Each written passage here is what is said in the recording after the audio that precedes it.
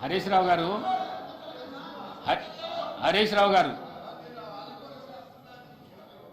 గారు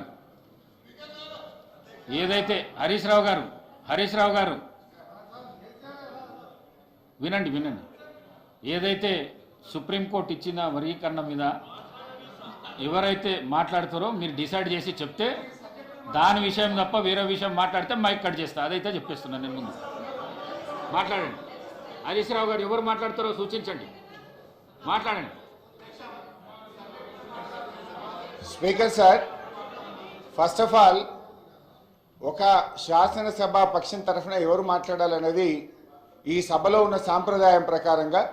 సభలో మమ్మల్ని అడుగుతారు మా పార్టీ తరఫున ఎవరు మాట్లాడతారని అడిగి మేము ఎవరికి అడిగితే వారికి మైక్ ఇచ్చే సాంప్రదాయం ఉంది కానీ మీరు సభా సాంప్రదాయాలకు తిలోదక హరీష్ రావు గారు ఈ సభల ప్రతి సభ్యుడికి మాట్లాడే అవకాశం ఉన్నది మీరు చైర్కు నేర్పించవలసిన అవసరం లేదు మీకు అవకాశం ఇచ్చినా మీరు మాట్లాడండి నాకు చైర్కు నేర్పించవలసిన అవసరం లేదు ఈ శాసనసభలో ఏ సభ్యుడికైనా మాట్లాడే హక్కు ఉంది మీరు సీనియర్ శాసనసభ్యులు నాకు నేర్పించవలసిన అవసరం లేదు చైర్కు నేర్పించవలసిన అవసరం లేదు మీరు మాట్లాడండి there is a procedure in this house. There are some rules in this house. ఎప్పుడు అందరి సభ్యులకు మాట్లాడే హక్కు ఉన్నా ఏదైనా ఒక అంశం మీద ప్రధాన ప్రతిపక్షం నుంచి ఎవరు మాట్లాడతారని అడిగి ఆ ప్రధాన ప్రతిపక్షం నుంచి పేరు తీసుకొని మాట్లాడించే సాంప్రదాయం ఈ సభలో ఉంది ఈ సభా సాంప్రదాయాన్ని తుంగలో దొక్కినందుకు ముందు నా నిరసన తెలియజేస్తూ నేను మాట్లాడుతున్నాను అధ్యక్ష ఈ సభ కౌరవుల సభలాగా నడుస్తుంది అధ్యక్ష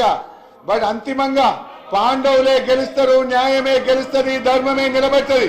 మీరేదో మందబలం ఉందనో అధికారం ఉందనో అహంకారంతో చేస్తున్నారు ప్రజలు అన్ని విషయాలు గమనిస్తున్నారు తప్పకుండా మీకు తగిన గుణపాఠం చెప్పే రోజు ఉంటది జాగ్రత్త అధ్యక్ష ఈరోజు రెండు అంశాలు అధ్యక్ష ఎస్సీ వర్గీకరణ మీద భారత సర్వోన్నత న్యాయస్థానం ఇచ్చిన తీర్పును బీఆర్ఎస్ పార్టీ పక్షాన మా యొక్క హర్షాన్ని వ్యక్తం చేస్తా ఉన్నాం స్వాగతిస్తా ఉన్నాం అధ్యక్ష ఈ యొక్క వర్గీకరణ మీద మా ప్రభుత్వం ఏర్పడిన వెంటనే సభా నాయకుడిగా కేసీఆర్ గారు 29 నవంబర్ 2014లో ఈ ఎస్సీ వర్గీకరణ వెంటనే చేయాలని ఆనాడు మా సభా నాయకుడిగా కేసీఆర్ గారు ఈ సభలో తీర్మానాన్ని ప్రవేశపెట్టి కేంద్ర ప్రభుత్వానికి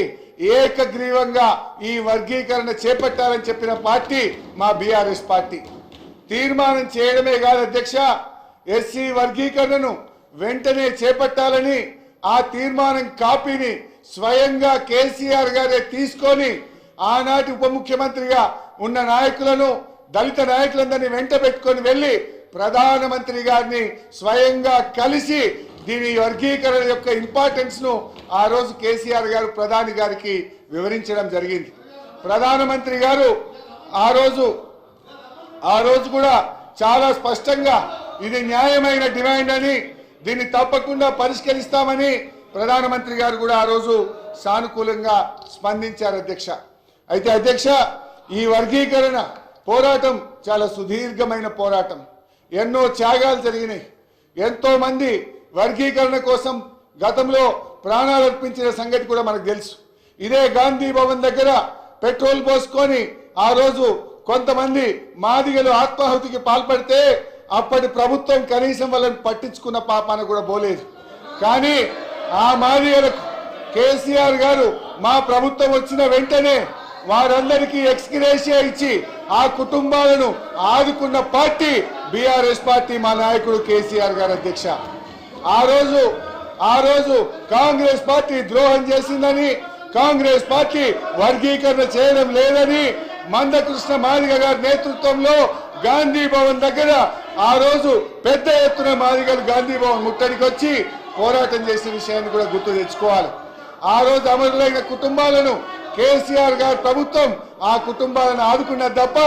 గతంలో ఉన్న కాంగ్రెస్ ప్రభుత్వం ఆ పాపం అమరులైనటువంటి మాదిగ నేతలను పట్టించుకోకుండా వారికి అన్యాయం చేసినటువంటి పార్టీ కాంగ్రెస్ పార్టీ. బట్ ఏది ఏమైనా ఈ సందర్భం చాలా సంతోషమైనటువంటి సందర్భం. దశాబ్దాల కళ నెరవేరినటువంటి రోజు. అందువల్ల ఈ రోజు మా బీఆర్ఎస్ పార్టీ తరఫున సుప్రీంకోర్టు తీర్మానాన్ని మనస్ఫూర్తిగా స్వాగతిస్తా ఉన్నాం. ప్రభుత్వం ప్రవేశపెట్టిన స్కిల్ యూనివర్సిటీకి కూడా మా బీఆర్ఎస్ పార్టీ తరఫున సంపూర్ణమైన మద్దతును తెలియజేస్తా ఉన్నాం. అయితే అధ్యక్ష, నిన్న గాని ఈ రోజు గాని సభ జరిగిన తీరు మా హృదయాలను ఎంతో గాయపరిచింది. మా మహిళల్ని శాసనసభ్యులు లక్ష్మణ్ కుమార్ ఇప్పుడు ఆపరేషన్ లేకుండానే మోకాళ్లకు ప్లాస్మా ట్రీట్మెంట్. మీ ఆర్థోపెడిక్ సమస్యలన్నిటికీ రోబోటిక్ టెక్నాలజీ ద్వారా తక్కువ ఖర్చుతో శాశ్వత పరిష్కారం. Free consultation. ప్రతి ట్రీట్మెంట్ పై 20% డిస్కౌంట్. ఈ ఆఫర్ కొద్ది రోజులు మాత్రమే. త్వరపడండి. V9 hospitals 9281465842.